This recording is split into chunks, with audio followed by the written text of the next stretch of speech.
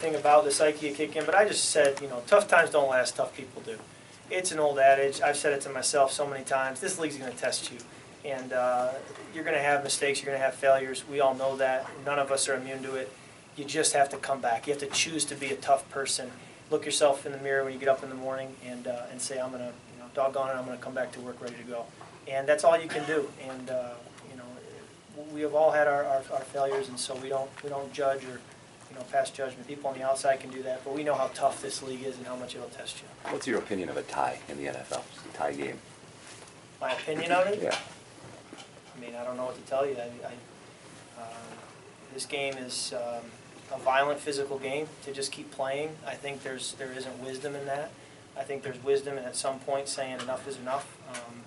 But obviously would have loved to come away with a win. I don't really know what to feel right now. What opened up for you guys in the fourth quarter? Fourth quarter and overtime, you guys produced a lot of points and a lot of yards. I think Coach Flip did a great job digging into the playbook deep and finding some calls that would work against that scheme.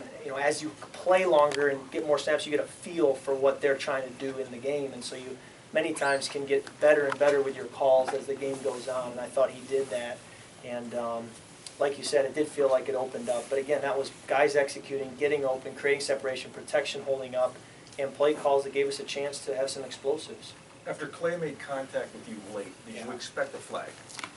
I think the little bit I saw on the TV, on the screen in the stadium, it's one of those plays where I don't think that's flagged a couple years ago. I think they're trying to protect the quarterback. Obviously, as a quarterback, I appreciate it, but at some point, it's probably a call the Packers are saying, well, that's one of those plays where if it goes our way, the game's over. And so that's why you say both teams feel like there were plays that could have ended the game on both sides.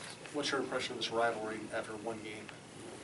I didn't need to play in a game to learn what the rivalry is all about. I've been a football fan long enough and been in this league long enough to know what this team, this organization, the Vikings, and then and the Packers, and really the whole NFC North, the history of this stadium, this crowd, this fan base.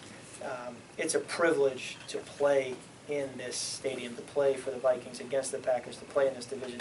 It's a privilege and one that responsibility I take very seriously. Back to short memory, how do you prop up Daniel Carlson? It was a rough day.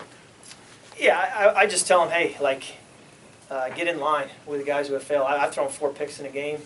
I've had nights where I've wondered if I should, show up at work the next morning, with how frustrated I was with myself. And, I've been benched, and sat out the rest of the season because I wasn't playing well enough. So we've all been there. We've all had to wait our turn. We've all failed and learned from it. And so this league tests you. If it was easy, anybody could do it. It ain't easy, and that's why it's a special thing to be one of the 53 on the roster. And he's wired with the right kind of stuff.